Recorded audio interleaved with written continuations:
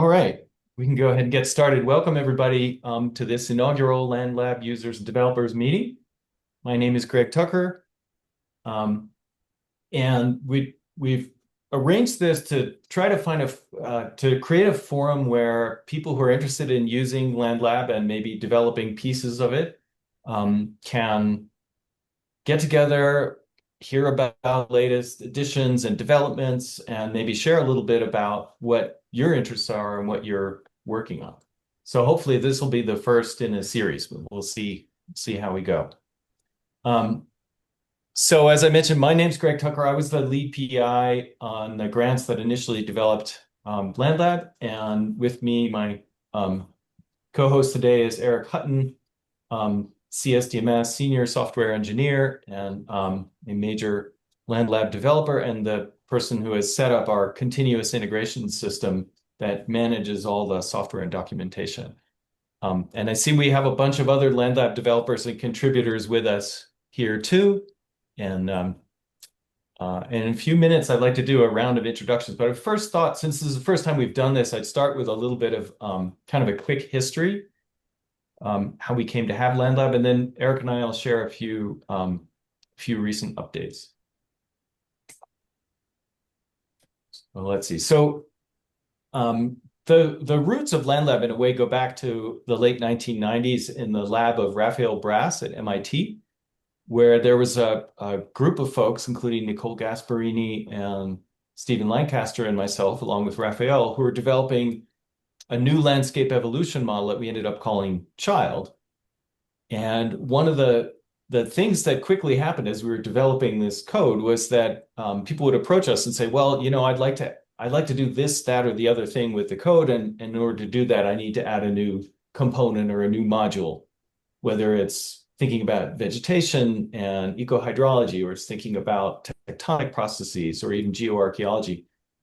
And one of the really striking examples of this was folks in the same research group, you know, folks who would sit around the table every Friday for group meetings, were interested in creating a new rainfall runoff model. And so they basically took the grid routines that we had written for Child to do irregular Delaunay triangulated gridding and used them as the basis for a model that came to be called T-RIBS, which is now a prominent rainfall runoff model.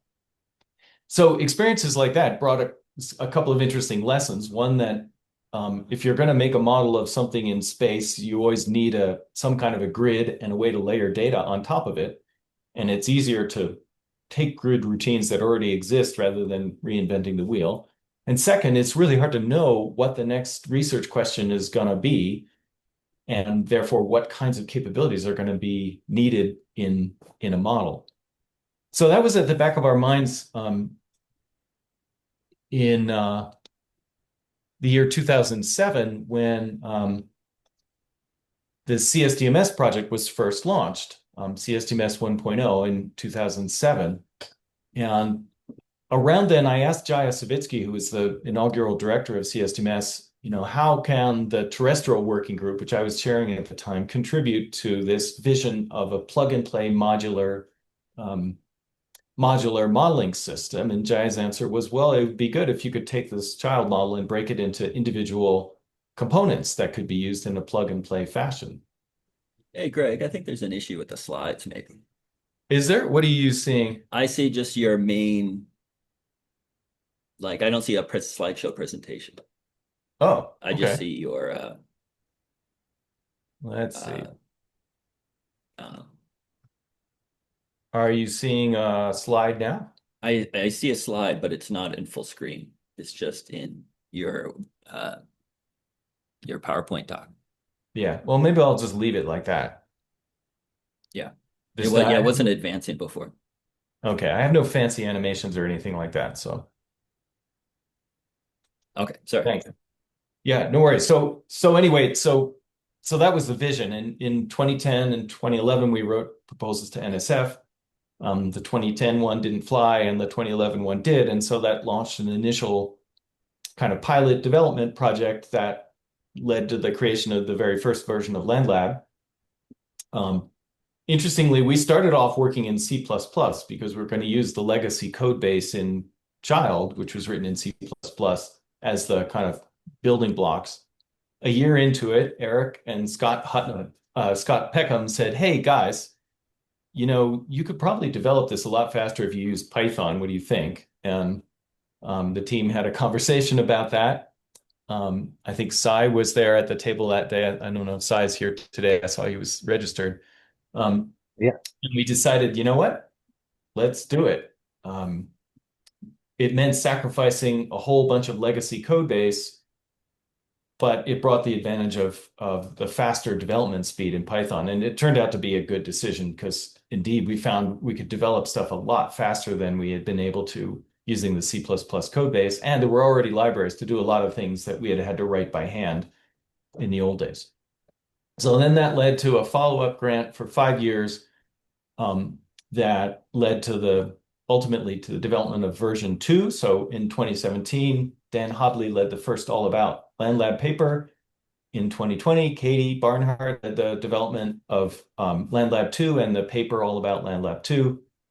And then currently, the development of LandLab is supported by grants that support the CSDMS integration facility and an associated grant called Open Earthscape. Anyway, so that's just a quick history.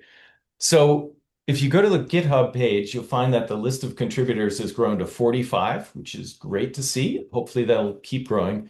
Because the vision behind LandLab, as with other CSDMS products, is that this is not meant to be kind of a small cluster sitting in a tower somewhere throwing software out to the rest of the world. This is meant to be a community effort that we all contribute to and work on together. One of the recent milestones that's pretty cool is that so we keep track of published papers that use LandLab in one fashion or another. And the count this year went over 100. So it's now over 100 peer-reviewed journal articles that we're aware of that use LandLab. There's a list. Many of you are probably aware of this, but if you go to the LandLab website and go to used by, you'll see a list of publications. If there's a publication that you know about or that you've written that's not on there and you want to add it, you can make an issue on the GitHub site, or even better, go ahead and modify the used by MD file and issue a pull request and add it directly yourself. So that leads to the question, well, how do you do that? How do you modify a piece of LandLab? How do you make a contribution to LandLab? I think many of you know how to do this already, but for those who don't, we did a webinar last October where we basically walked through the process of contributing to the LandLab code base by using an actual real example as a demonstration. And we walk through all the steps, and there's a checklist document that accompanies that. So if you're interested in making a contribution to LandLab and you haven't already sort of been through this process, check out that video. It's online on the CSDMS website under webinars. And the link is shown here. Okay, so that gets to what's new in the latest version of LandLab. So we're on version 2.10. And there's a bunch, and by new here, I'm being generous. I'm going to go back a couple of years. So things that have been added in the past couple of years. So we have a bunch of new components. One of them is River Flow Dynamics by Angel Monsalve. Angel, I think you're here, not to put you on the spot, but do you want to maybe say a couple of quick words about River Flow Dynamics and what that does? Hello, Greg. Yeah, sure. So I'm particularly interested in sediment transport, and I've been playing a lot with LandLab, especially with a network, a sediment transporter, and other geomorphological components. But we wanted to have a gravel bed sediment transport component, but and we developed that version. Then we realized that we wanted to have something that it was more localized effect on the flow properties. So we came up with this idea of developing river flow dynamics, which is another flow model, but it's a 2D of course, using all the grid capabilities of LandLab, and you can actually have the spatial distribution of flow properties. That was our intent, and we have been playing and having fun with it, and coupling with sediment transport. That's the story. Awesome. Thanks, Angel.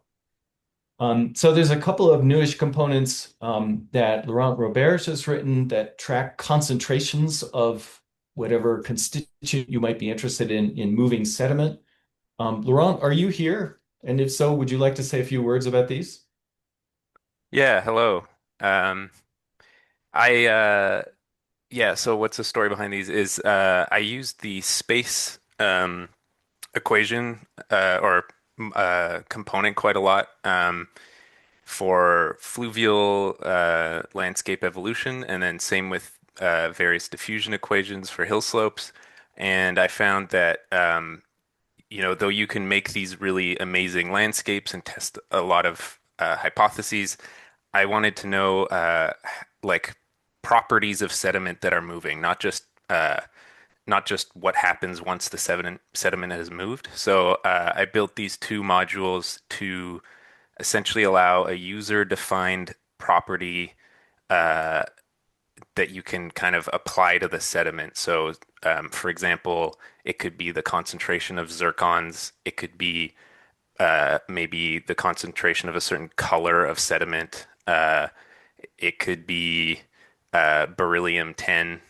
Um, whatever you can think of that is transported in the sediment or attached to the sediment or as a property of the sediment, you should be able to put it in there. So yeah, these are out in LandLab now. There's a preprint of a paper and it's in review. So if you want to use it, go ahead. Awesome. Thanks, Laurent. Okay, and then Annie Thompson, who's a grad student who spent a summer with us at the integration facility, wrote a shared stream power component, a landscape evolution model. Annie, I don't think Annie's here today, but let me just make sure. Annie, are you here? No. So that's a landscape evolution model kind of a component. And then Jeff Keck developed mass wasting router component. Jeff, you want to say a few words about that?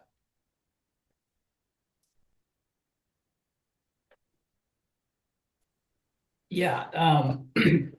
So we're modeling watershed scale sediment transport or production and transport processes and needed something that would track how sediment moved from the landslide to the channel at the base of the watershed, as well as how the landslide as it ran out modified the terrain. And there weren't any existing models that exactly met that need. So that's what mass wasting runout does. And actually, mass wasting router is the watershed scale model that's still in development. I guess the one that's in there is mass wasting runout. Yeah. But my fault. We haven't been good about making names that are easy to remember. But Awesome. Thanks, Jeff. yeah. So those are some of the new components. Then there's been a bunch of work recently on the network sediment transporter that Angel mentioned, and also to the radiation component that Cy originally wrote back in the day. So that's components. There's some other features and capabilities that have been added. Last year or so, I wrote a new grid class that does a sphere. So basically a round ball-like thing for doing global problems, or I suppose planetary kinds of processes. And then Sebastian Leonard, our friend and colleague who is in the process of moving to Calgary, wrote a new grid component called the framed Voronoi grid. And what this is a little bit like the way the child model works, where you have a rectangular frame that encompasses your grid, and the grid points are not purely random, but they're not purely structured either, but they're sort of start with a structured arrangement and then have random offsets. So some other big changes recently have been Eric modified our documentation so that the tutorial notebooks now form a kind of a gallery page. So you can browse through the gallery and immediately see an example image from the tutorial notebook and then click on it and view the whole notebook directly through, through a non-interactive browser. And then you can, check out that notebook as a, runnable thing through the code base. We have VTK output, which is useful if you're using a non-raster grid and you want to visualize it in something like ParaView. And then Eric has been doing a bunch of work to improve the continuous integration system and also to refactor various components and grid routines for speed. Do you want to say a few words about those, Eric? Yeah, sure. I guess so. I'm not sure what changes to the continuous integration system I've done recently, but maybe one worth saying is that they take a really, really long time to run through the entire suite of tests, like maybe an hour. And so what would help us, or I guess maybe help GitHub or Microsoft or whoever runs the servers that run the continuous integration, is to open your pull request in draft mode when you start. If it's in draft mode, just a small set of all the tests will run and you can get feedback about whether tests are passing or not. So that's probably a good thing for you to do when you are opening pull requests. Make sure they're in draft mode. It won't run through like all the different operating systems and all the different versions of Python, but the tests are probably good enough for what you're looking for. And then the speed improvements, I think this mostly has been around our overland flow component. It was a little bit slow, and so I went in and tried to speed it up, and I've had a little bit of success with that, but it's still in process right now. A while ago, I had opened up a gigantic pull request, and that pull request sat for several years in the queue because it was just too large for anyone to review. So I've divided that up into a whole bunch of small pull requests, and I've been bugging Greg and Tian and Mark with reviewing those pull requests, and slowly but surely that's coming together. And then we've been using, for the speed up there, we've been using OpenMP to speed up some loops to parallelize them. And that works fairly well, but really you only see that speed up for large grids. For small grids, it might even slow things down. So yeah, so maybe grids of 100,000 elements could be sped up with this parallelization with OpenMP. But mostly it's been in the overland flow component, but it's also extended to other parts of LangLab. Cool. Thanks, Eric. And that's a good segue to things in progress. These are just a few that occurred to me. There's other things going on too, and I'm hoping that other folks will have things that I don't know about. One is that Sebastian Leonard, who I mentioned earlier, also wrote a flow router component that is still in the works. It's basically a LandLab native implementation of the so-called Barnes algorithm, which is what is in the priority flow router. Is that the one? Yeah, priority flood flow router. That one relies on a external C++ code that can sometimes be finicky to install, especially on Windows machines. So Sebastian's implementation is just a native LandLab implementation. So hopefully that's close to being merged. It seems to be pretty performant and pretty fast. It should be faster than at least some of the others that we currently have. Then some of you may know about this project that we started a year and a half or so ago. That's led by our colleague Mark Bain at Boston College, a geodynamicist. And the essence of the project is to provide cyber infrastructure to couple models built using LandLab with the geodynamics community's flagship aspect model. And one of the things that this involves is developing a distributed domain parallel capability for LandLab. It's still early days, but and Tian and Eric have been working hard on this. My hope is that what this will do as a spin-off is make it possible for many components to run as distributed domain parallel things, meaning that you could run it over 100 or 1,000 CPUs on an HPC facility and be able to do much larger grids, whether it's for a, an overland flow model or whatever it might be. So stay tuned for that. As I say, we're just kind of getting started dealing with finicky little issues having to do with anyway, I won't bore you with the details, but then the other thing I was going to mention is, and Susanna, who I think is on the call, has been involved in this too, is an enhanced version of the landscape evolution component called the gravel bedrock eroder.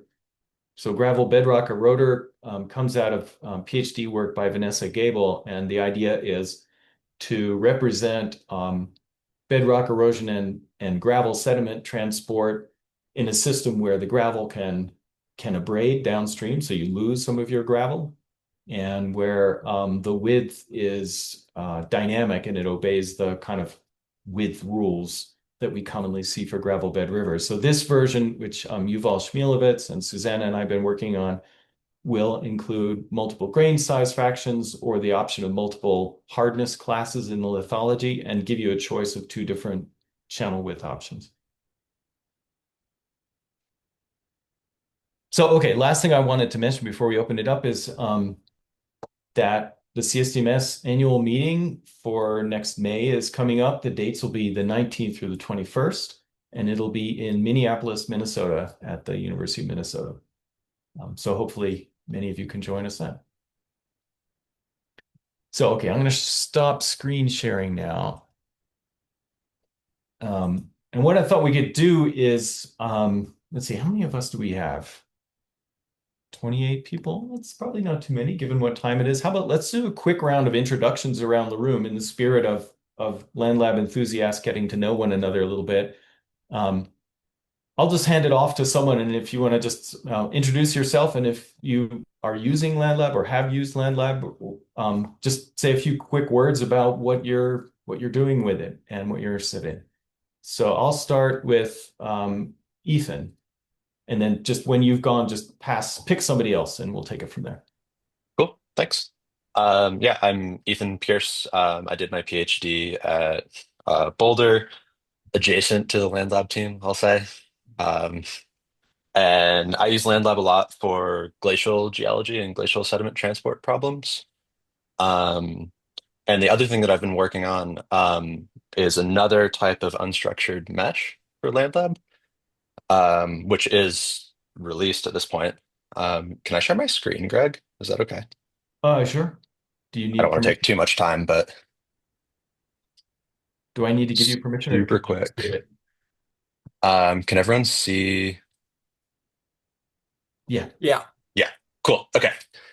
This is not part of the main Land Lab library because Eric and I decided it made more sense to split it off for now.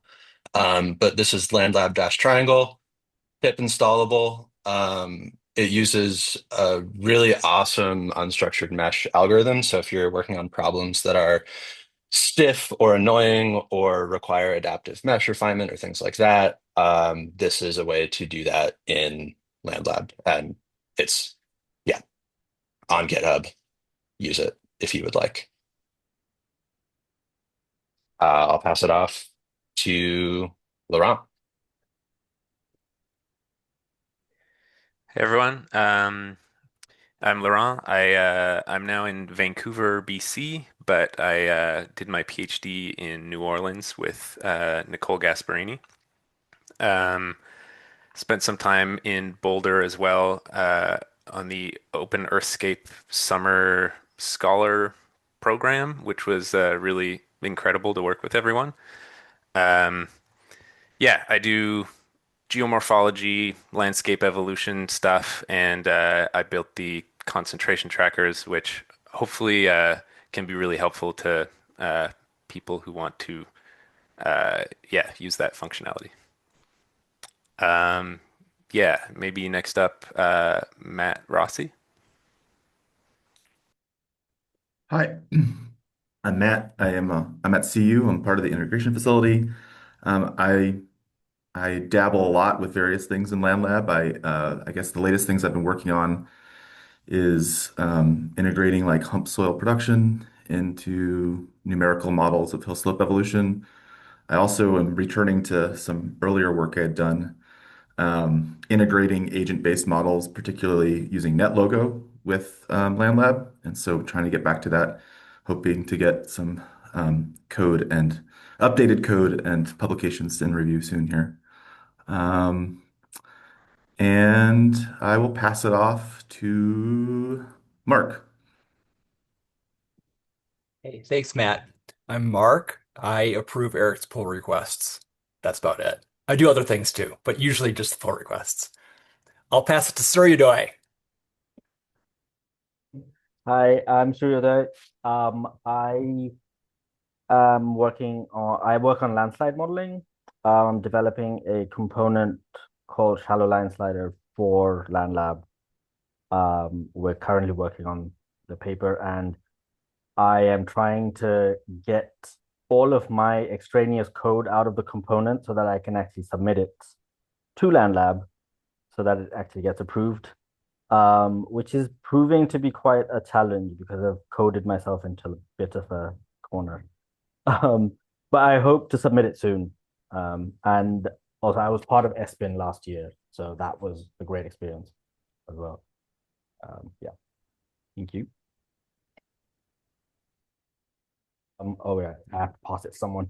Um, uh, I'll just pass it to Sai. Thank you so much, Suryoday. And I'm sure you've checked out Rhonda Strauss' landslide model, and you're probably working from it.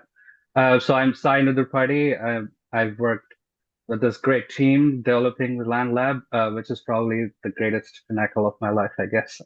It's been a wonderful journey. I've worked on vegetation dynamics modeling, in addition to like working on the development pieces. So I ended up defending my PhD at University of Washington with Archon, on understanding how the vegetation species, like the different species, existed and uh, came through the climate change over the last 12,000 years, how they survived, how the slope and aspect played an important role in preserving a vegetation species like trees, because it got really warm in some portions of the time in the past. And yeah, that was what I did. I now work for Jacobs.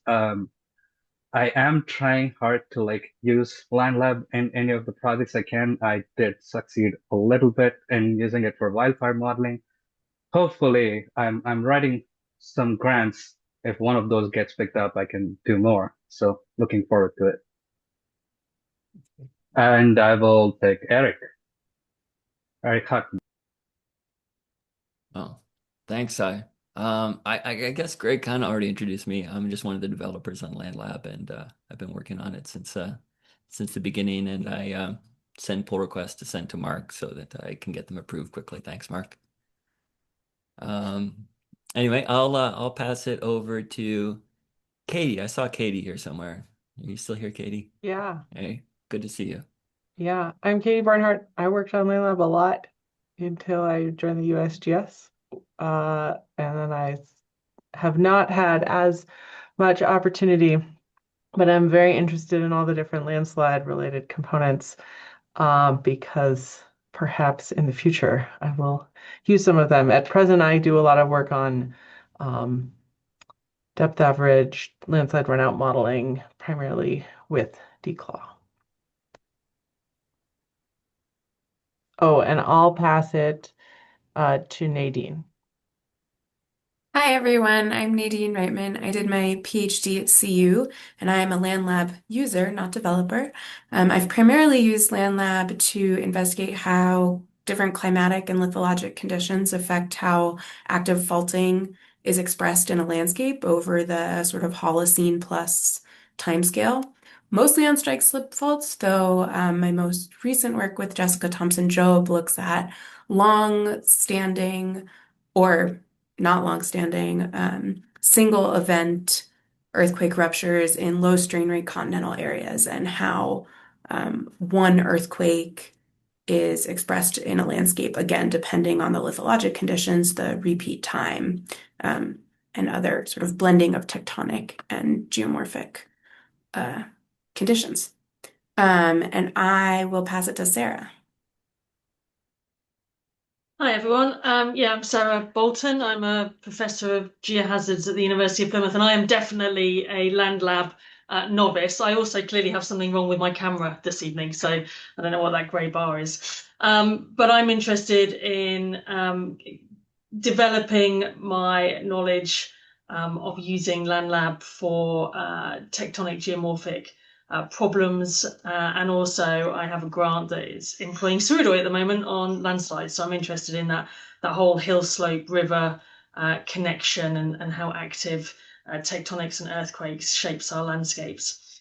That's me, so I'll hand over to Susanna.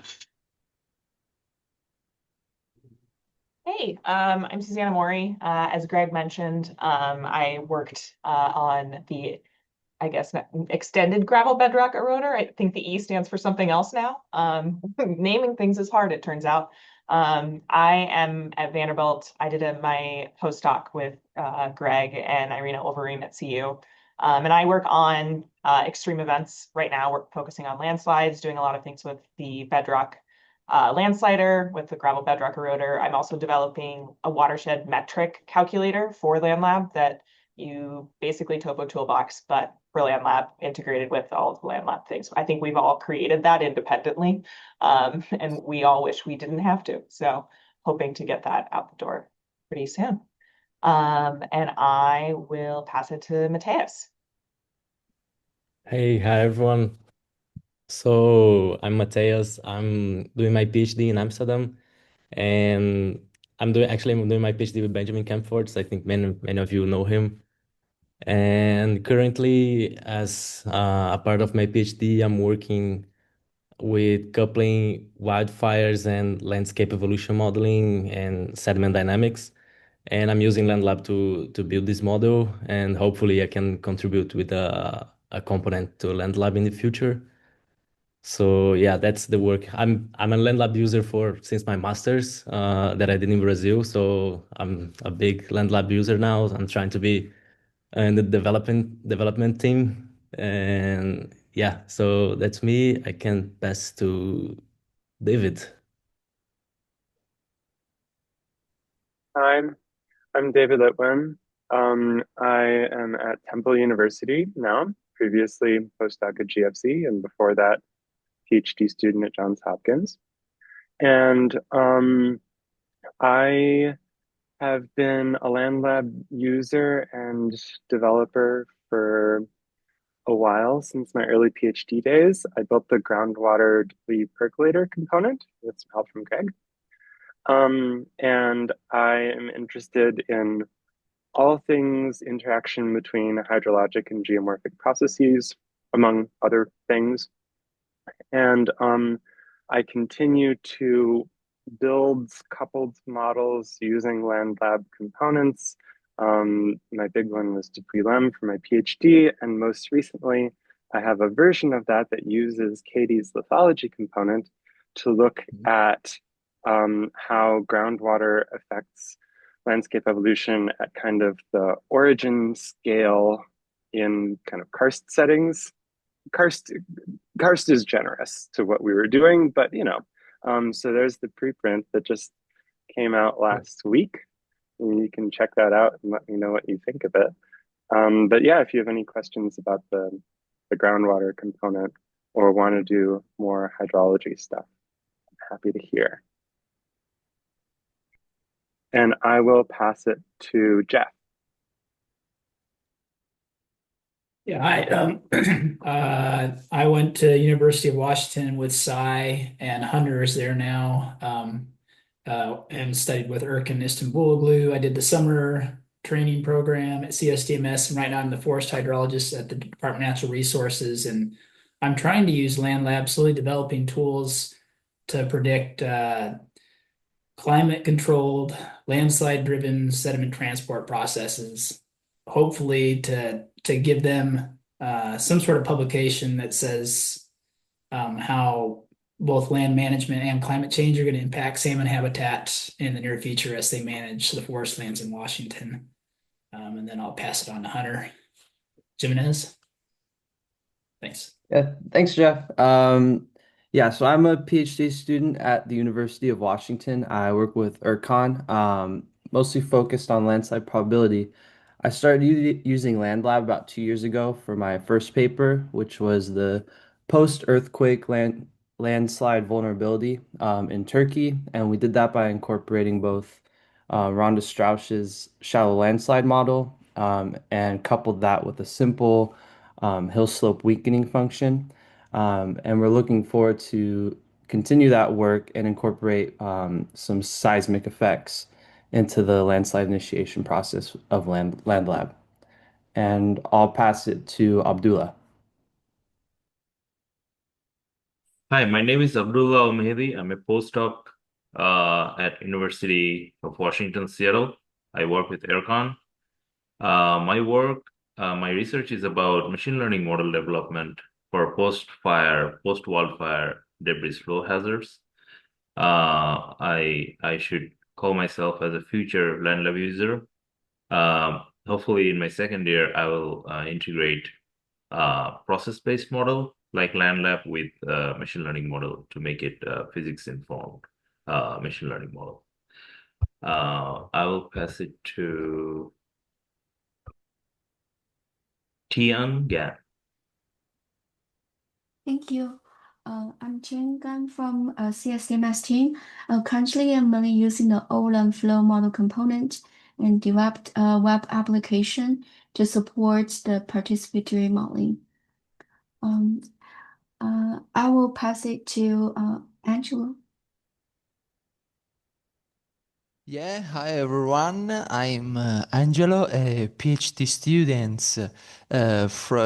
student from the University of Bari in Italy, and I'm a rookie entry-level LandLab user because I found in LandLab components the right tool to understand the evolution of very peculiar landscape features that it's badlands here in southern Italy had have a lot of these wonderful outcrops. So I'm doing my PhD project on these kind of landscapes on Badlands, also studying the interaction with satellites, radar signals. So the first step for me is to understand the time evolution of Badlands, and I'm using a lot LandLab, or understanding the right components that explain me the time evolution of Badlands through time. So this is the first step, and I thanks a lot the developers of these wonderful tools. And I pass the ball to Elif Noor.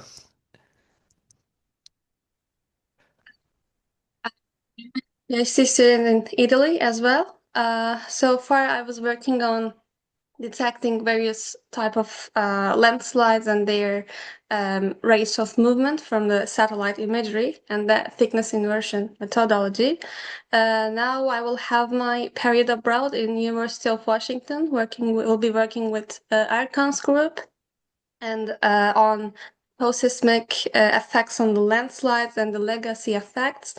And overall, I will work on integrating satellite remote sensing products and the landslide detection with LandLab framework.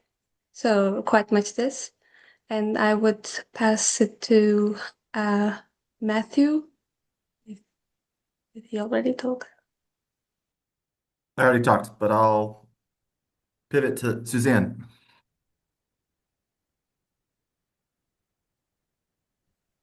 Hi, everybody.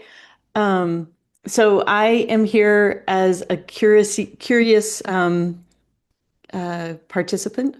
I'm at the Texas Advanced Computing Center, and I lead the Decision Support Office. And I am a big fan of CSDMS and a big fan of LandLab, but I have not used LandLab. I've just looked around at the way things are set up. And so I wanted to come today to learn more about what problems this community is exploring and to think about ways that I can extend conversations with folks in this group, but also with Scott Peckham about how we can look at how we can use scientific variable object names to link semantically to the decision problem frames of people, and thinking about how that could help accelerate researchers' work. And then I'm also really excited about the ideas of trying to look at how we could connect between different science gateway portals, as I know Mark is well familiar with. So kind of thinking about how do we start to bridge between communities and understand better how we can leverage researchers across multiple disciplines. So I'm excited to hear what everyone's sharing today. Oh, and with that, I will ask Nadine to speak. Hey, I already went, but I'll pass it to Toby. Oops, sorry, Nadine. No worries. Sure, I'll go. Yeah, my name's Toby Minear. I'm a research faculty at CU Boulder, and I mostly work on river processes, so sediment transport and morphology changes. I come from a background of doing things not in land lab, pre-land lab era, and I've done a fair amount with land lab, but mostly through students and partly on a project looking at post-wildfire effects and cascading hazards. So I was doing the sediment transport component of that once it got into channels. But I'm kind of curious. I'm coming back, I think, because I've been using the network sediment transporter a fair amount, and kind of curious. There's some new tools in LandLab that are pretty interesting. I'm kind of coming from list flood, FP, and Caesar. And so it looks like LandLab is really, kind of has a lot of those tools already in it. So I'm curious about what that looks like.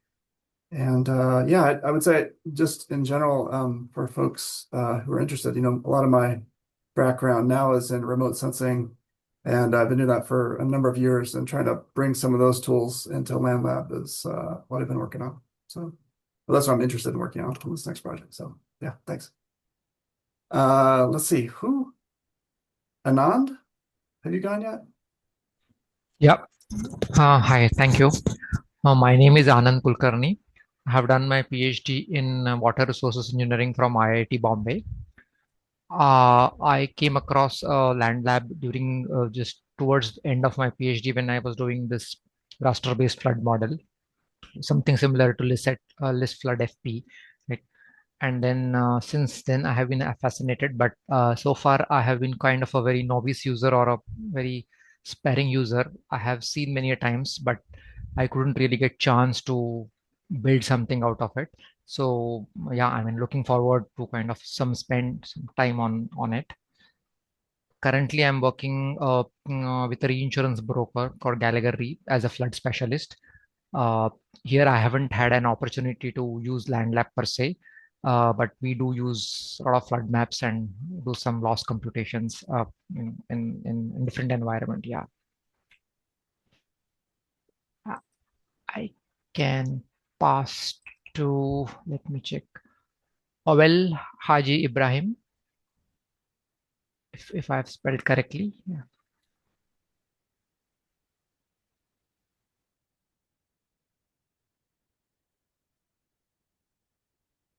Awel or Avel, are you there?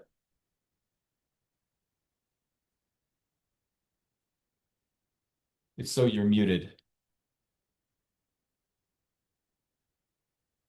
Why don't we, how about let's go to Erkan, which is unfair because you just joined us, I but we're just just joined, doing yeah. quick intros. So quick intros. Okay. Hi, everyone. I am Erkan Istanbuloglu. I'm a faculty member at the University of Washington in Seattle. I guess in Land Lab, our group has been working on, I think Sai is here, Hunter is here, Abdullah is here, who else? So we've been working on soil moisture, potential evapotranspiration, some of the landslide components, mass wasting, runout. And more lately, Amanda Alvis has been working on creating this road erosion component. And Abdullah, who also joined, I think he'll have some time to speak. He's looking at sort of relating LandLab with machine learning and AI tools. Yeah, that's about it, I guess, if that's what you guys want at this point. Yeah, perfect.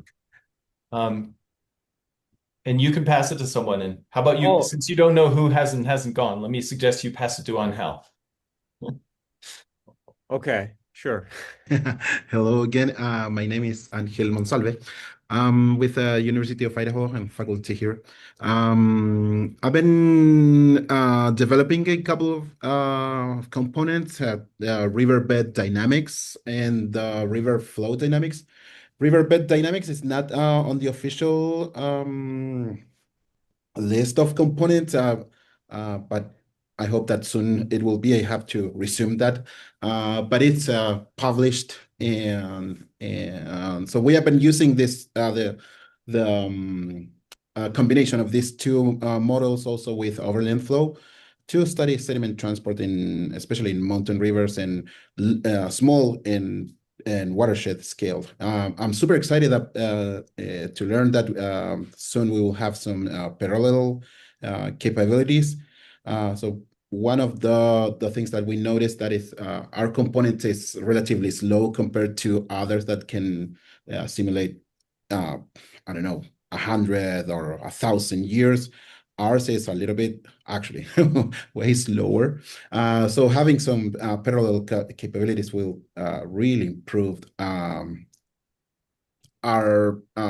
way that we can use these two models. So yeah, I'm super excited about that. It's difficult now to keep track of who's been here or not. Uh, Maybe a volunteer. I really David, maybe. I think David's gone. How about Chris Sherwood? Okay. Am I dead last? I'm Chris Sherwood. I'm at the USGS in Woods Hole, and I've gone to land lab classes, and I guess I would describe myself as a land lab ally. And I have a simple application that I'd like to see if it makes sense, and I'll talk about that later when there's a chance, maybe in the chat. And then what the USGS, our mission is changing a lot, and one of the things that we're focusing on more and more is hazard analysis and risk.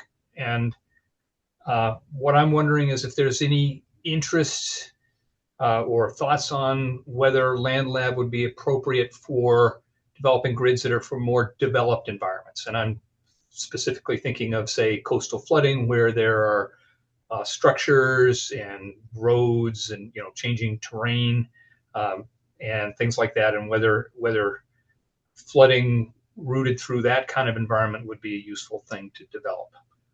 And so if anybody wants to chat about that offline, I'd be happy to do that. I've got to run to another meeting pretty soon, but it's great to see everybody and hear about what's going on in Land Lab. And I think Dylan hasn't gone yet. You may be the last. That sounds about right. Yeah, sorry, I was squeezing this in between my class, which ended not long ago, and another meeting at 1 o'clock here, 15 minutes. But I am Dylan Ward. I'm a professor at University of Cincinnati, and my use of Land Lab in the last couple years has been mostly as a teaching tool, using it to teach students about surface processes, basically, and how they result in landscapes. To that extent, it's a fairly, we're using it at like capabilities it's had for a very long time. But I was excited to see the new set of tutorials or teaching notebooks or whatever you want to call them that was announced like last 2 weeks ago, 3 weeks, whenever that was. So I was excited to see those. I haven't dug into them yet, but just kind of touching base with the community here and seeing what's new.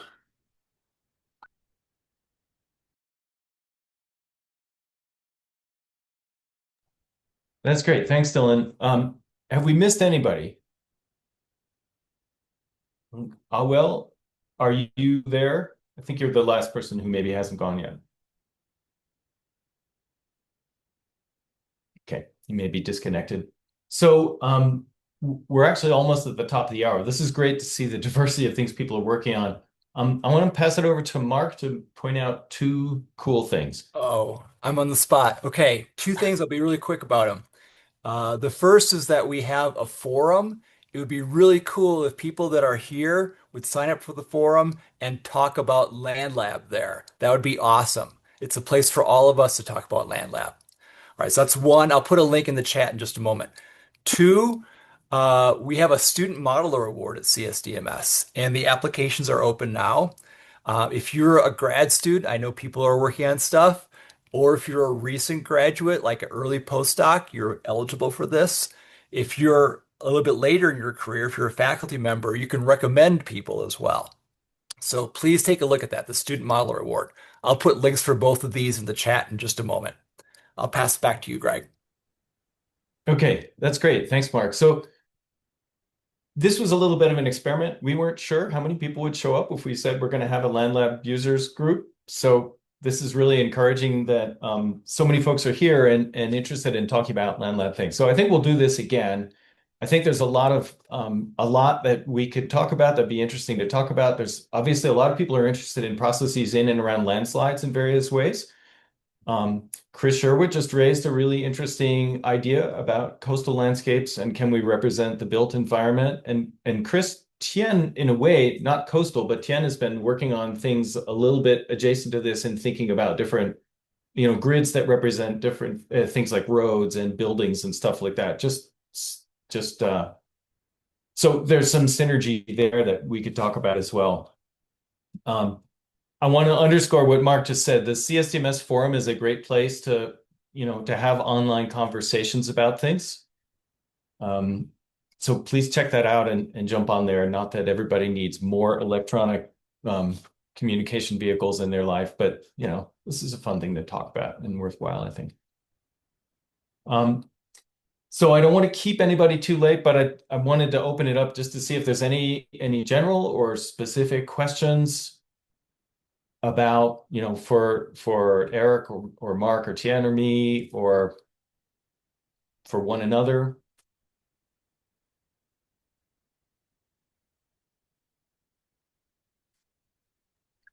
Maybe one really short question is I noticed the Land Lab developer install website. I kind of like keep going back to that every few months when I forget how to update um, my Land Lab. It sort of like changes every 6 months maybe, and I always get confused. I was wondering if there has been.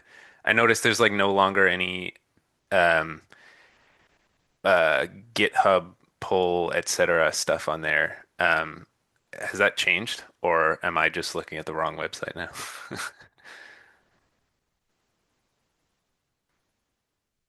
I don't know. I don't. I don't ever go to that website. Okay. Because Or I if someone don't. has a better way to remember how to how to If it's not update. there though, Laurent, I mean it should be. So where are you Okay, looking? cool. Yeah. Um, I'm hold on a looking at second. it now, and it does start with a clone. Oh yeah. The repo. Okay, maybe I'm looking at the wrong one now.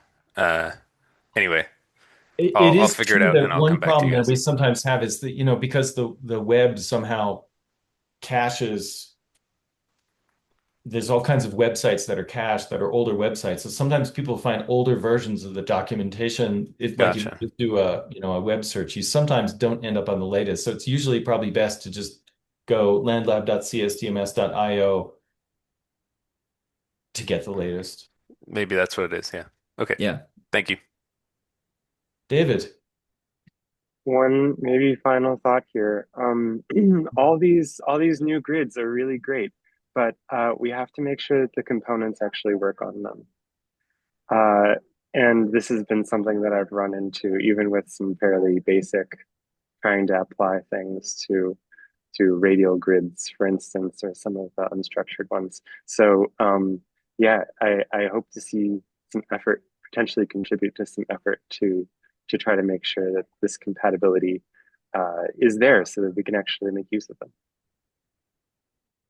That's a great point, David. I know some components are explicitly designed to work on a particular grid type, like the overland flow component. It uses an algorithm that's designed for a rectilinear grid.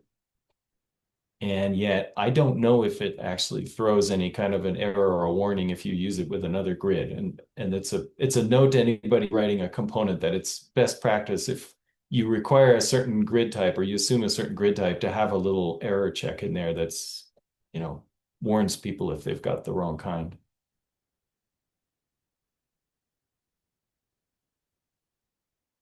Okay, I think we're almost up at the top of the hour. I want to be respectful of everyone's time, but thank you all for joining us, and keep an eye peeled for the next meeting. Thank you.